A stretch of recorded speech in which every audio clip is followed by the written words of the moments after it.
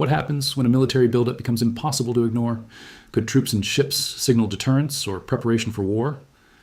Before we continue, like this video if calm analysis matters.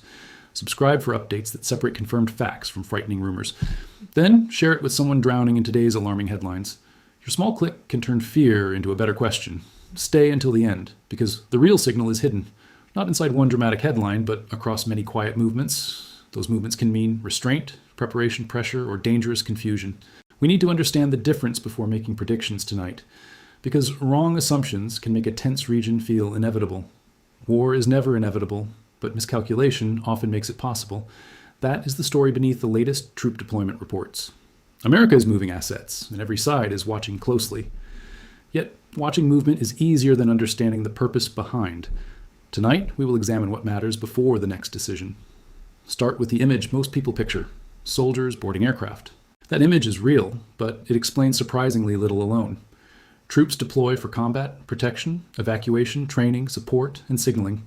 One unit may guard a base while another prepares evacuations. Another may manage fuel, medicine, communications, supplies, or damaged equipment. These details rarely trend, yet they define what forces do. A fighter squadron draws attention because its purpose looks obvious. An engineering battalion attracts less attention, although it reveals endurance. Medical teams matter too, especially when leaders expect prolonged instability.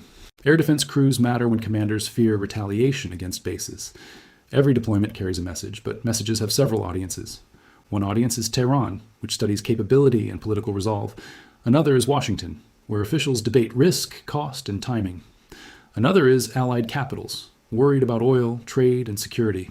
An audience is ordinary people living nearest any possible battlefield. That is why troop numbers by themselves can mislead viewers. 1,000 troops can support limited missions or major campaigns. The question is not merely how many people are arriving. The question is, what support arrives alongside those people too? Are fuel stores, spare parts, and field hospitals also arriving? Are regional runways receiving new crews, munitions, and protective defenses? Are diplomats leaving embassies, or are they still meeting quietly? Each answer points toward a different kind of coming crisis. Think of military power as an orchestra, not one instrument. Bombers are loud, but logistics provides the rhythm underneath them. Troops are visible, but intelligence determines where they can move. Ships look powerful, but maintenance determines how long they remain. Missiles seem decisive, but political goals determine when they launch. Without the whole orchestra, individual movements produce misleading headlines everywhere. That is exactly why this buildup deserves patience, not panic. Patience does not mean denial. It means watching the evidence. Geography makes the Middle East uniquely vulnerable to military pressure. The Strait of Hormuz remains the most obvious example today. Much of the world's seaborne oil passes through that passage. A threat there reaches drivers, factories, farmers, and families everywhere. That fact gives relatively small attacks unusually large economic consequences. Nearby bases also place American personnel within range of missiles. That creates a difficult balance between presence and vulnerability daily. Sending forces forward may deter attack, yet also creates targets. Keeping forces distant reduces exposure, yet may weaken regional credibility. Every commander in this region lives inside that uncomfortable equation. Then add the difficulty of many different governments and militias. Some nations host American forces, but fear public anger afterward. Some groups seek confrontation because escalation strengthens their influence domestically. Others want quiet stability, but cannot openly appear too cooperative. This crowded landscape makes even defensive moves politically explosive sometimes. Now consider the bases scattered around this larger strategic map. Each base has a different role, limitation, and political cost. Some launch aircraft, some store supplies, some coordinate regional communications. Some exist mainly to protect personnel who protect everything else. A base is not simply a parking lot for weapons. It is a living system of people, fuel, permissions, repairs. That system depends on host countries allowing certain actions nearby. Those permissions can change quickly after one strike goes wrong. A government may welcome protection while rejecting offensive operations publicly. This is why maps rarely reveal the full political picture. An aircraft may be stationed somewhere without permission to attack. Another aircraft may fly only if a crisis crosses thresholds. Political restrictions shape military options as much as geography does. That is one reason deployments can look bigger than action. Leaders build options before deciding which options they actually use. That brings us to the quiet backbone of every operation. Logistics decides whether military strength lasts beyond the first night. A modern fighter cannot fly far without refueling and maintenance. A missile battery cannot remain ready without replacement parts arriving. A deployed soldier cannot function without water, food, medicine, shelter. These needs sound ordinary because they are ordinary, yet decisive. When cargo aircraft multiply, analysts pay close attention for reasons. When tankers cross oceans repeatedly, endurance becomes more plausible ahead. When ammunition ships begin moving, possibilities become more serious quickly. None alone proves war, but together they reveal prepared capacity. Capacity is different from intent, and that distinction protects reason. Governments often prepare options precisely to avoid using them later. Yet preparation also makes rapid escalation possible if talks collapse. That double meaning keeps every regional observer awake at night. Readiness can preserve peace or make destruction frighteningly efficient later. Air power is often the most visible part of readiness. People see bomber images and imagine decisions already made immediately. But aircraft deployments can serve several purposes before any strike. They reassure partners who fear abandonment during dangerous moments nearby. They warn adversaries that certain actions will bring quick consequences. They give commanders more time if a crisis suddenly worsens. They also complicate an opponent's planning, which can discourage attack. Still, some aircraft exist for very particular and troubling missions. Stealth bombers can reach defended targets unexpectedly from faraway bases. Electronic warfare aircraft can confuse radars and disrupt hostile communications.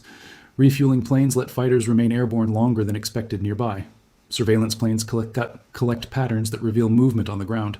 Together, these systems can create options unavailable during quieter periods. That is why analysts watch combinations, not individual aircraft alone. A single bomber signals concern, a complete network signals contingency.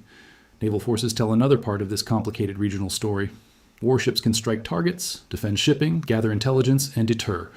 An aircraft carrier represents enormous reach, but also enormous responsibility. It needs escorts, supply ships, aircraft crews, and constant planning. Carrier groups can signal confidence, but they cannot erase risks. Small, fast boats, sea mines, and drones can threaten ships. That imbalance makes naval deterrence far more complex than movies. Protecting commercial ships requires patience, rules, restraint, and constant vigilance. One mistaken identification can turn protection into an international disaster. Meanwhile, insurance prices rise whenever routes appear unsafe or uncertain. That cost reaches consumers long before many people notice why. Shipping is therefore not a side issue, it is central. Control of water shapes economic power, political pressure, and timing. When ships gather near choke points, markets notice before politicians speak. That is another reason this buildup reaches far beyond soldiers. For Iran, the challenge is not simply American military power, it is managing pressure without surrendering its image of resistance. That image matters inside Iran and among allied armed groups. Iranian leaders must appear defiant enough to maintain credibility everywhere, but they must avoid a response that brings devastation home. That is a narrow path, especially during public anger periods. Missiles and drones offer cheaper ways to show continued capability. Proxy groups offer distance, deniability, and added complications for adversaries. But these tools carry risks when every response becomes unpredictable.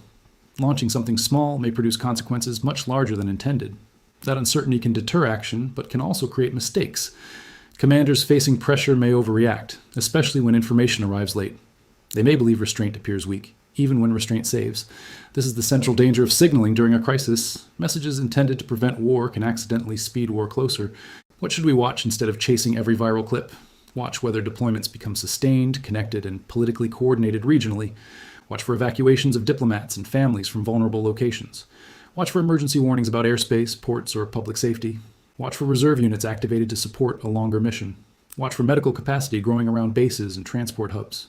Watch for ammunition shipments, maintenance teams, and refueling patterns changing. Watch official language carefully, especially words about defensive necessity today. Governments use ambiguity because uncertainty can influence their rivals' choices. But do not assume as secrecy means leaders know everything either. Crises often unfold faster than intelligence can create reliable certainty. That gap between knowledge and action is extremely dangerous indeed. At this point, facts matter more than emotional predictions online.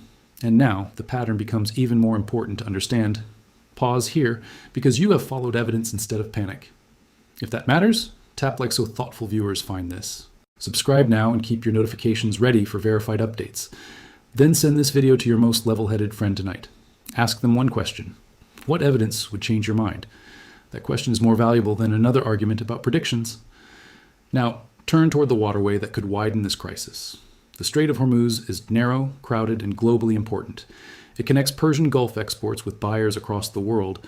Energy flows through it, but so do food and products. Disruption there would affect countries far beyond America and Iran. That is why maritime security becomes a global political concern. A ship delayed at sea can delay many businesses inland. A ship damaged at sea can raise prices thousands away. That is how regional pressure becomes a worldwide economic problem. Military planners understand this geography with uncomfortable precision every day. They know a small incident can close major routes temporarily. They know mines can create fear far beyond their damage. They know drones can force expensive defenses against cheap threats. They know misidentified boats can turn routine patrols into tragedy. That is why rules of engagement matter so much here. Rules decide when a sailor may legally fire or wait. They exist because seconds can carry enormous political consequences afterward. Yet strict rules can make defenders feel exposed and frustrated. Loose rules can make accidents more likely and more devastating. No perfect answer exists when weapons move through crowded waters. That tension is one reason naval buildups demand careful language. Calling every patrol aggressive can create needless public fear instantly. Calling every threat harmless can leave people dangerously unprepared instead. Honest analysis is harder. Danger exists, but outcomes remain open. Economics sits beneath this entire confrontation, often unnoticed by viewers. War needs steady money long before it needs dramatic speeches. Missiles require factories, transport, storage, technicians, and replacement components constantly. Proxy groups require salaries, supplies, communications, protection, and political patronage. Shipping disruptions can damage revenues while raising domestic prices simultaneously. Sanctions can restrict choices, although they rarely produce simple outcomes. Frozen funds can become leverage, but also fuel future resentment. Every financial measure has intended effects and unwanted side effects. That is why economic warfare can become emotionally invisible warfare. People notice explosions immediately, while slow financial pressure remains abstract. But families notice shortages, currency weakness, and lost employment eventually. Those pressures can create anger toward enemies, leaders, or both. Predicting the direction of that anger is extremely difficult beforehand. Sometimes hardship strengthens a government by creating shared defiance temporarily. Sometimes hardship exposes failures that had been hidden for years. This is where simple claims about collapse become especially dangerous. Pressure does not automatically produce surrender, reform, or revolution anywhere. People under pressure can adapt in ways outsiders miss completely. Governments under pressure can centralize control and punish dissent harder. Communities under pressure can build informal systems that preserve survival. None of this makes suffering acceptable or strategically irrelevant, though. It means predictions about internal change require deep humility always. Outside observers rarely see every argument happening behind closed doors. They rarely know which commanders trust each other completely either. They rarely know how populations interpret sacrifice and danger daily. That uncertainty should make everyone cautious about grand predictions today. It should not make us ignore clear warning signs either. The goal is neither panic nor false comfort during crises. The goal is seeing pressure, choices, and consequences together clearly. That wider view helps us ask better questions about escalation. One question concerns the groups operating beyond Iran's borders today. These groups are often described as proxies, but reality varies. Some follow close direction. Others share interests without direct commands. That difference matters whenever an attack triggers wider retaliation afterward. A government may not control every fighter holding its banner, yet outside powers may still hold that government responsible politically. This creates an escalation trap full of ambiguity and anger. One side sees a local attack, another sees coordinated aggression. One side demands restraint, another demands credibility through forceful response. Both sides may believe they are preventing greater future danger. Meanwhile, civilians see airports close, prices climb, and fear spread. That human experience disappears when discussions become only strategic diagrams. Every arrow on a map points toward homes, workers, children. Remembering that does not weaken analysis. It makes analysis honest. War plans use abstractions, but consequences always arrive personally somewhere. Retaliation is the emotional engine that can drive this forward. After any attack, leaders face immediate demands to answer strongly. Doing nothing can appear weak, even when restraint is wise. Doing too much can create a crisis nobody can control. That is why proportionality matters, even when anger feels justified. Proportionality does not mean weakness or matching every act exactly. It means choosing actions that serve a clear political purpose. If the purpose is deterrence, the response must communicate limits. If the purpose is defense, civilians need meaningful protection too. If the purpose is negotiation, channels must remain open somehow. When purpose disappears, escalation can become punishment for its sake. Punishment may satisfy anger briefly, but it rarely creates stability. Stable outcomes require rules, communication, and eventually some political settlement. That reality sounds dull beside explosions, yet it outlasts explosions. Serious leaders know this, even when public language hardens sharply. Another pressure point sits deep beneath the ground in Iran. Hardened facilities have long-shaped fears about nuclear capability there. Buried sites are difficult to assess, reach, and destroy completely. That difficulty creates dangerous arguments about time, intent, and options. Some call delay wisdom, others call the same delay dangerous. Military action against buried sites carries severe uncertainty and consequences. Even powerful weapons cannot guarantee the political outcome afterward either. Damage may delay a program, but may deepen determination afterward. An attack may remove facilities while expanding a wider conflict. That is why nuclear questions create such intense international pressure. They combine future weapons fears with fears of present war. Neither concern can be dismissed without creating dangerous blind spots. But neither concern proves that immediate war is unavoidable today. Hard choices often come when every available path carries costs. This is one of those moments for every decision maker. Diplomacy often looks weak from afar, especially during military buildups. But diplomacy is not simply smiling across a conference table. It includes messages through allies, intelligence channels, and intermediaries quietly. It includes warnings designed to prevent misunderstanding before weapons launch. It includes small agreements that create space for larger talks. Sometimes it includes silence because public statements can trap leaders. Leaders who make maximal promises may lose room to compromise. Leaders who offer no firmness may invite dangerous testing instead. Finding the right balance requires skill, credibility, and private flexibility. This is another reason public statements should be read carefully. Threats may be real, but they may also seek leverage. Offers may be sincere, but they may seek time instead. Only later do documents reveal which signals truly mattered most. Until then, caution is not weakness, it is intellectual discipline. That discipline matters most when every headline demands certainty immediately. Real clarity begins by admitting what nobody can yet know. History offers warnings, but it does not offer automatic answers. Past wars show how quickly limited missions can expand unexpectedly. They also show that massive deployments sometimes prevent larger wars. During cold confrontations, visible strength often created uneasy restraint between rivals. During other crises, visible strength convinced leaders time was short. That fear of closing windows can make leaders strike first. History, therefore, teaches a contradiction that should humble everybody today. Deterrence can work. Deterrence can also create unbearable pressure sometimes. Military superiority can discourage attack, but cannot erase fear entirely. Smaller powers choose risky actions when they deeply fear defeat. Great powers may overestimate control because their tools are advanced. Both errors become more likely when emotions outrun information quickly. This is why historical comparisons should guide, never replace, judgment. The present has familiar patterns, but also unique people involved. Understanding both truths helps us avoid careless certainty about tomorrow. Inside the United States, politics will shape military choices too. Presidents weigh security goals against public patience and congressional pressure. Lawmakers may fund operations while arguing fiercely about their limits. Those two positions are not as contradictory as they seem. Many officials support protecting troops, but oppose open-ended war. Others support pressure, but fear unpredictable escalation after military retaliation. Public opinion can move rapidly after casualties, prices, or images. That makes political timelines part of every strategic calculation, too. Foreign leaders understand this and may try exploiting domestic divisions. They may wait for elections, scandals, or growing public exhaustion. American leaders know that waiting can also create larger risks, so decisions become tangled between battlefield urgency and political timing. That does not mean politics makes every decision cynical automatically. It means democratic pressure is another force shaping outcomes daily. Any honest analysis must include it, not dismiss it casually. We have covered power, geography, money, and political pressure together. Now add your own judgment to this conversation before continuing. Comment with one word: deterrence, escalation, diplomacy, uncertainty, or fear. Your answer tells us what people notice beneath the noise. If this analysis gave you perspective, share it deliberately today. Share no fear, share habits that create better questions instead. And subscribe, because fast stories need steady attention from everyone.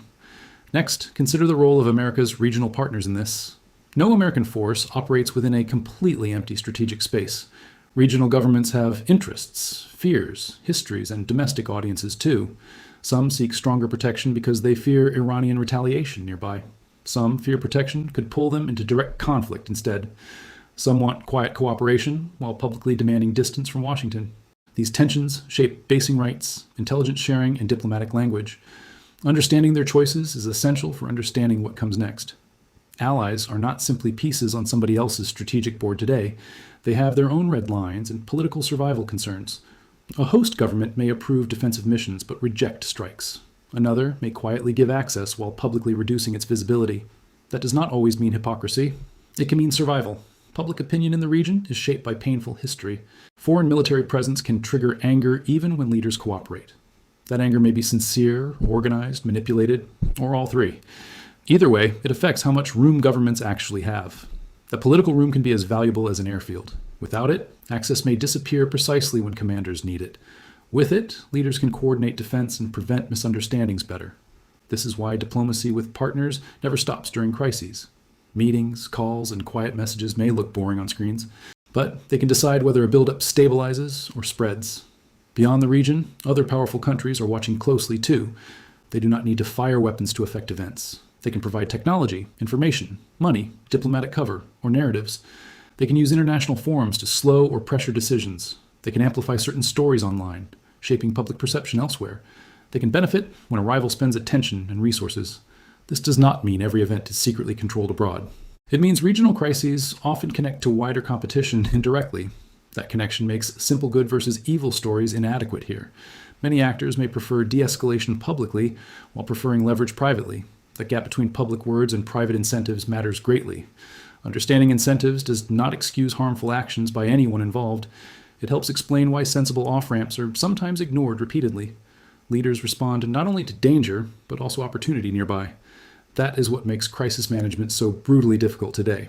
Amid all this strategy, ordinary people carry the heaviest burden. They do not choose missile paths, shipping routes, or speeches. They still absorb the consequences when airports close without warning. They absorb it when schools alter schedules and families separate. They absorb it when medicines cost more or become scarce. They absorb it when rumors spread faster than trustworthy information. That human reality should change how we consume war coverage. People are not background scenery for geopolitical analysis or entertainment. They are the reason restraint and accuracy matter so deeply. When commentators celebrate force casually, remember who bears uncertainty first. Usually, it is not the person speaking from distant safety. It is the family living near the base or border. That perspective does not solve the strategic problem by itself, but it prevents analysis from becoming cold, careless, or cruel. Any future worth seeking must protect those people most directly. So what would indicate that something bigger is genuinely approaching? Not one viral flight tracker screenshot, however dramatic it appears. Not one anonymous post claiming secret knowledge from unnamed officials. Not one photo of troops unloading bags beside an aircraft. Stronger signs are patterns that reinforce each other over time. Look for repeated flights, carrying specific support equipment over days. Look for movements that continue after the cameras leave town. Look for reserve mobilizations and extended deployments beyond normal rotations. Look for embassy reductions paired with warnings about civilian safety. Look for airspace restrictions that make ordinary commercial travel difficult. Look for public messages becoming narrower, firmer, and more specific. Look for commanders discussing timelines rather than general readiness alone. Even then, remember that evidence changes probability, not destiny automatically. Prepared forces can still stand down after successful negotiation occurs. That possibility is not naive. It is historically real, too. The future remains deeply contested until leaders choose irreversible actions. Equally important are things that do not necessarily prove escalation. Public fear can rise even when leaders are quietly talking. Military exercises can look alarming, although they may be scheduled. Aircraft diversions can result from weather, maintenance, emergencies, or diplomacy. Officials may use tough language for domestic audiences and leverage. Rumors thrive because uncertainty creates a market for confident voices. The loudest voice is not automatically the best informed voice. Source checking remains a basic form of self-defense today. Ask who knows this information and how they know it. Ask whether independent sources confirm the same details consistently elsewhere. Ask what would disprove the claim if it were wrong. These questions are simple, but they block manipulation remarkably well. They also keep viewers from sharing fear as verified fact. Good information cannot guarantee safety, but it supports better judgment. In a crisis, better judgment is already a meaningful contribution. Several paths remain possible from here, each carrying different dangers. One path is contained deterrence, where forces remain poised nearby. Both sides avoid direct attacks while pressure continues quietly elsewhere. This path can feel unstable, yet prevent a wider war. Another path is limited exchange, followed by urgent diplomatic containment. That requires discipline after painful losses, which is never guaranteed. A third path is gradual escalation through proxies and reprisals. That path may avoid formal war while spreading real suffering. A fourth path is sudden crisis after a catastrophic mistake. Such mistakes can involve misread intelligence, accidents, or rogue actions. The final path is serious negotiation backed by credible pressure. That path demands compromise, patience, and political courage from everyone. None of these outcomes is predetermined by today's deployments alone. Choices made after deployments matter more than deployments themselves eventually. That is why attention must stay focused on decisions ahead. The most dangerous moment may be when everyone feels cornered. Cornered leaders may see compromise as humiliation rather than survival. Cornered commanders may interpret ambiguous movement as immediate threat nearby. Cornered publics may demand dramatic action before facts become clear. That is how a local incident can escape its boundaries. Fear compresses time, making every decision feel urgently final today. But most crises still contain moments where leaders can pause. A pause can be private, temporary, or hidden from cameras. It can mean a hotline call, a message, or restraint. These moments rarely become famous because disaster makes better television, yet they are often the moments that save lives quietly. Remember this whenever a commentator insists conflict is inevitable now. No outsider sees every private message, meeting, hesitation, or disagreement. That hidden space is where disaster can still be prevented. Hope is not certainty. It is recognizing choices still exist. At the same time, hope should never become passive denial. Preparation matters because threats can be real, immediate, and serious. Governments must protect their people, forces, and essential trade routes. Military readiness can be necessary when diplomacy faces armed pressure. But readiness should serve a goal beyond simply showing strength. The goal should be protecting lives while preserving future choices. Every action that closes future choices deserves extra scrutiny first. Every action that keeps communication alive deserves serious attention too. This balance is difficult because audiences often reward dramatic certainty. Leaders may feel pressure to sound absolutely certain and fearless, yet responsible leadership sometimes means admitting uncertainty openly before acting. That admission can build trust, even when it feels risky. People deserve honesty about danger, limits, costs, and possible consequences. They deserve facts separated clearly from speculation and propaganda, too. That is the standard every serious crisis discussion should meet. Before we close, remember what this story is really about. It is not just about aircraft, uniforms, missiles, and maps. It is about decisions made under fear, pressure, and uncertainty. It is about whether power creates peace or deeper conflict. It is about what leaders believe they can control tonight, and what they may discover cannot be controlled afterward either. The buildup matters because it expands options and raises stakes. It matters because every side will interpret it differently today. It matters because interpretation can become action before facts settle. But the future is not written inside a troop movement. It is written through restraint, miscalculation, courage, and communication afterward. That is why watching carefully is more useful than panicking. Stay informed, but keep your humanity intact while you watch. Because people living beneath these headlines deserve more than spectacle. They deserve a world where powerful people choose wisely next. If this video helped thinking, make one final move now. Like it, subscribe, and share it with someone you trust. Then write this below. Vigilance without panic is real strength. Those words describe the mindset this moment actually demands today. Watch the deployments, watch the diplomacy, watch the human consequences. Do not let anyone sell you certainty they cannot possess. Never let fear turn complicated reality into simple slogans either. Ask better questions, demand evidence, and protect your attention fiercely. Because attention is where panic grows, but clarity begins too. Something bigger may be coming, but outcomes remain human choices. Those choices belong to leaders, but pressure comes from publics. Publics become wiser when they refuse manipulation and demand restraint. That wisdom will not solve everything, but it changes conversations. Tonight, choose attention over panic and judgment over noise always. Thank you for staying until the end and thinking deeply.